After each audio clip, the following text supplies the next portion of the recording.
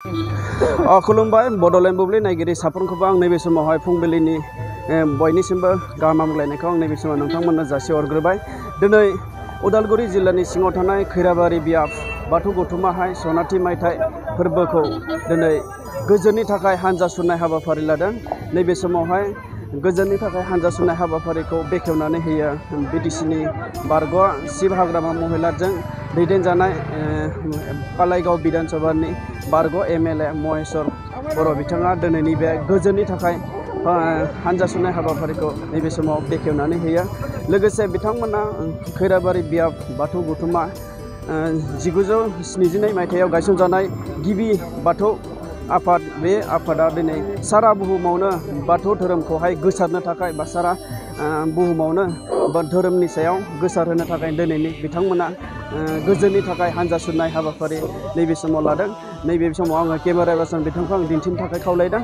दिनै गोजोननि थाखाय हानजा सुरनाय हाबाफारियावहाय लोब लोब खैराबारि बियाबनि सिङाव थानाय रायजो राजा बिथांमोना बाहागो लानानै नैबे समाव बे हानजा सुरनाय हाबाफारियाव बाहागो लानानै बिथांमोना हानजा सुरदों।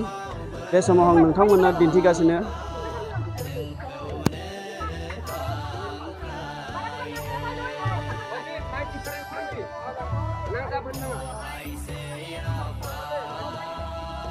Geseng, geseng.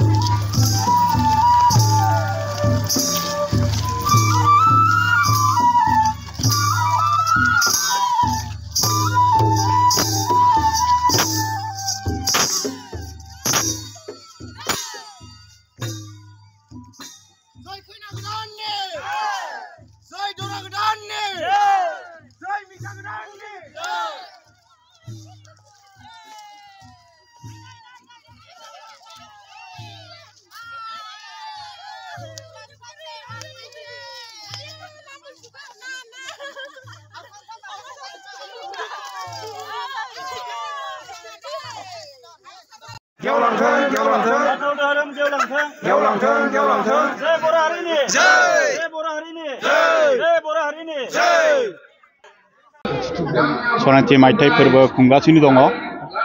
दायो दिनैनि जोबथि सान। बे जोबथि साननि मोनसे गोग्गोम हाबाफारिया जाहैदों गोजोन हारिमु हानजा सुरनाय। बे हाबाफारिखौ आङो बावैसो आगोलाव बेखेवनानै होबाय। मानिजाथाव जोंनि बारग' गाहाय मावफुं सोद्रोमा बिटिसिनि हाग्रामा महिलार सारा बेखौ बेखेवनायनि बाथ्रामोन। बिथाङा एंगारहायै जाहोनाव सफैनो हायाखिसै। बेखायनो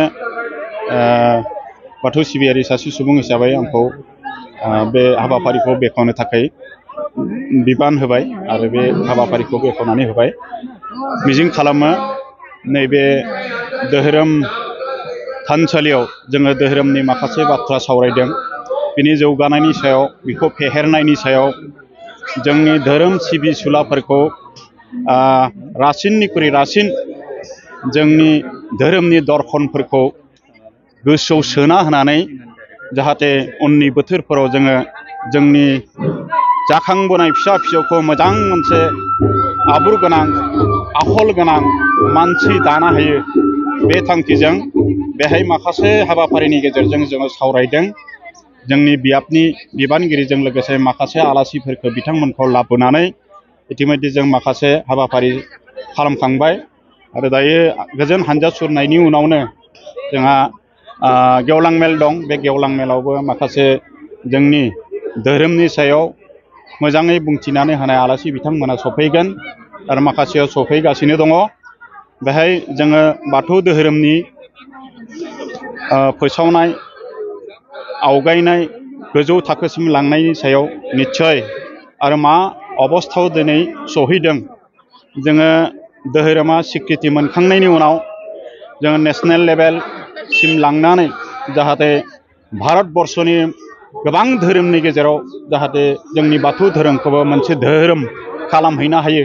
बे नाजानायजों जोंनि महासभाया खामानि मावगासिनो दङ आरो बेहाय जोङो खैराबारि ओनसोलनि बाथौ सिबियारि मोनाबो जथेस्थखिनि अबदान होदों कन्ट्रिबिउसन होगासिनो दङ आरो बे जायगानिफ्रायनो खैराबारि ओनसोलनिफ्रायनो फ्राय सारा आसामाव जोङो फोसाबनाय जि बाथौ बे फोसाबनाय बाथौखौ गोसार होनायनि गुदि जायगायानो जादों खैराबारि आरो बेखायनो जोङो दिनै 50 बोसोर जोङो 50 बोसोराव जोङो आगान होनानै दिनै सनाथि मायथाइ फोरबो जों खुंनो हानाय अबस्थासिम सफैबाय बे जायखिजाया दिनैनि गोजोन हानजा सुरनायनि गेजेरजों जोङो आसा खालामो जोङो बेहाय बाथौ धोरोमारिल' गैया गुबुन गुबुन धोरोमारि मानसिफ्राबो बेहाय रायजो जानानै दङ जों बिथांमोननि गेजेराव मोनसे मेसेज फोसावनो नागिरदों जाहाथे बे गोजोन मोनसे हानजा सुरनायनि गेजेरजों जोङो जाहाथे गोजोनै थानो हायो जोङो गावबा गाव धोरोमखौ लानानै गुबुननि धोरोमखौबो माने मान होनाय बे बेबस्थाखौ जोङो सृष्टि खालामनानै होलांनो हायो बिनि जुनैनो मोनसे गोजोन हानजा सुरनाय हाबाफारिखौ लानानै दिनै जोंनि बियाबा मोनसे मानिजाथाव बाख्नायजाथाव मोनसे खामानि मावदों होननानै आं बुंनो सानो क'क्राझार नोगोरनि आर.एन.बी लामाजों थांनाय बागानसालि वार्ड नाम्बार 8 आव रायजो राजाफोरनि गोग्गो देहा लाखिनो थाखाय सानजोरां इन्टारप्राइजआ गोदानै जेनेसा वेलनेस प्राइभेट लिमिटेड बेखेवदों। बे सानजोरां इन्टारप्राइज आयुर्वेदिक गलायाव मानसिनाव जानाय गेदेर गेदेर बेरामनि मुलिफोरखौ मोननो हागोन। किडनिकआव अन्थाइ जानाय, आथिं आखाइ जरा जरा सानाय, लिभार गाज्रि जालांनाय, मोदोमनि माननाय आरो बेनि अनगायैबो बायदि बायदि गेदेर गेदेर बेरामफोरनि मुलिफोरखौ बे सानजोरां इन्टारप्राइजआव लांफैनो हागोन। सानजोरां इन्टारप्राइजआव गासै बेरामनि मुलिफोरखौ हलसेल राङावनो लांनो हागोन। सानजोरां इन्टारप्राइज बिगोमाया फोरमायबावनाय बायदिब्ला नैबे 9954157149 जानबुं नाम्बारनि गेजेरजों नोंथांनि गोनांथि जानाय मुलिफोरखौ सुलाद लानो हागोन।